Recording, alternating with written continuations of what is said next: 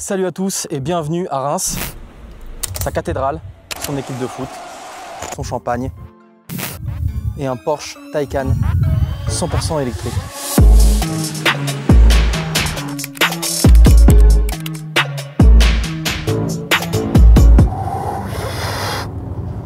Ah oui, d'accord.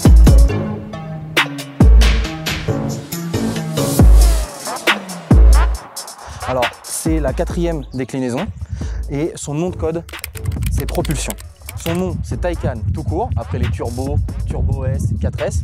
Mais son nom de code, c'est Propulsion, comme son nom l'indique, parce qu'elle n'a pas deux moteurs à l'avant et à l'arrière, elle n'a qu'un seul, c'est sur les roues arrière. Le design de ce Taycan tout court Propulsion, il est identique à la 4S, au Turbo et au Turbo S. Les dimensions sont les mêmes, c'est-à-dire qu'on retrouve ce capot plongeant là, et cette face avant entre le squale et le batracien. Et en fait, on y voit un peu, alors c'est peut-être aussi parce qu'on veut le voir, mais on y voit un peu de 911, et ça a son importance. Sinon, on peut aller voir aussi à l'arrière. Alors même si ça ne change pas grand-chose par rapport à la 4S et au Taycan, mais c'est toujours agréable parce que l'arrière d'une Porsche, c'est généralement ce qu'on voit le plus quand on ne conduit pas une Porsche, parce qu'on est plus souvent derrière que devant.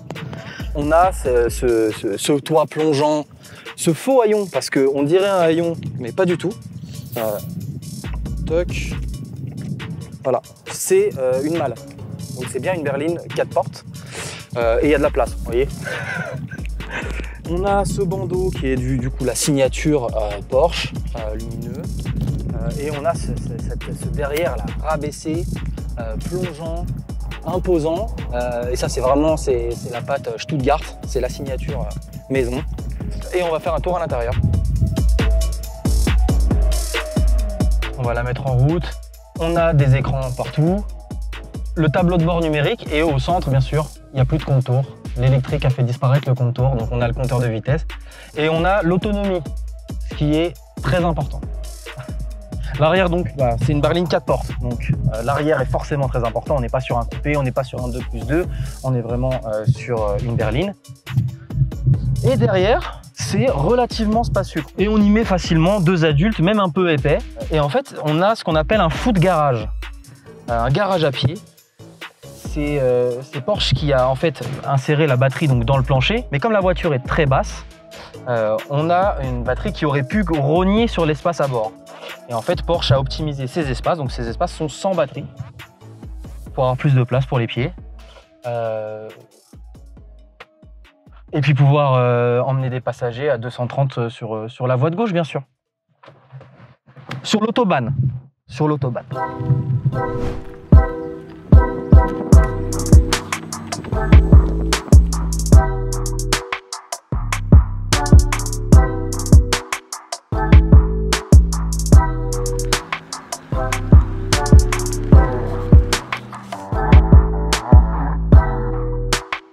Ici, il n'y a pas de ça là.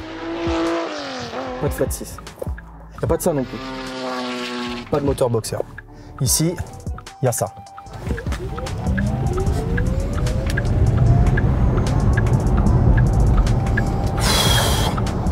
C'est un bruit de navette spatiale. Voilà, appelez-moi Palpatine, Thomas Pesquet, Gagarine.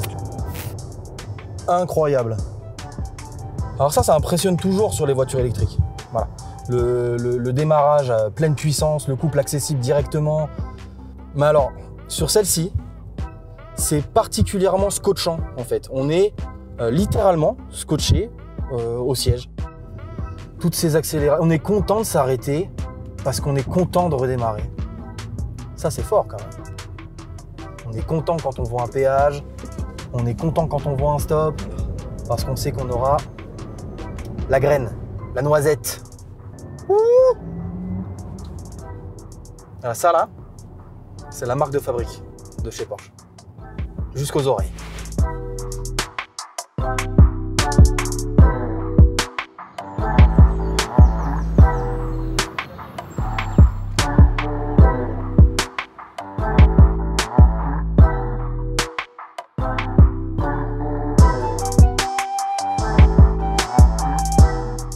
Donc là, on a fait une pause Ionity, pause recharge. On n'en avait pas vraiment besoin, on avait 70% d'autonomie restante. Et alors sur le Taycan, l'autonomie maximum c'est 484 km annoncé. Bon, après c'est comme toutes les voitures électriques, c'est souvent beaucoup moins que ça. Mais si vous voulez vous faire une idée plus précise de ce que c'est un trajet en Taycan, vous pouvez aller sur le simulateur, sur le site de Porsche.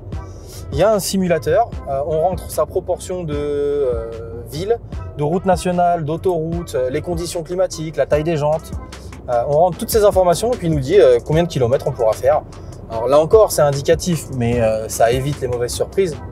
Donc cette autonomie de 483 km, on la doit à la batterie Performance Plus. Et la batterie Performance Plus, c'est une option. Mais alors chez Porsche, on nous a expliqué que c'était une option que tout le monde prenait. Donc c'est une option de série. Voilà, c'est un nouveau concept. Et donc cette batterie Performance Plus, elle offre plus d'autonomie, donc 483 km, plus de puissance. On est à 476 chevaux en overboost. Et aussi, parce qu'elle est lourde, fait 600 kg et qu'elle est répartie sur tout le plancher, elle permet d'avoir un centre de gravité très bas, une répartition des masses plus équilibrée, ce qui fait que là, on est dans une voiture qui a un centre de gravité encore plus bas que celui de la Porsche 911 et puis elle accroche au sol, quoi. Là, c'est...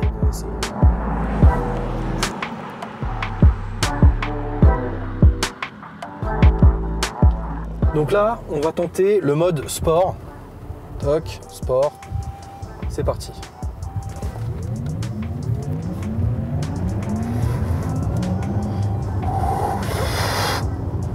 Ah oui, d'accord. Oui.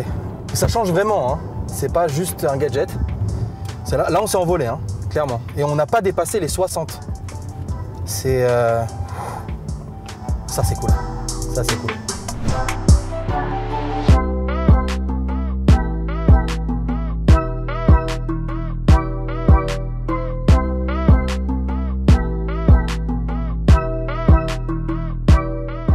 Alors, bilan de cette journée sous le soleil champenois.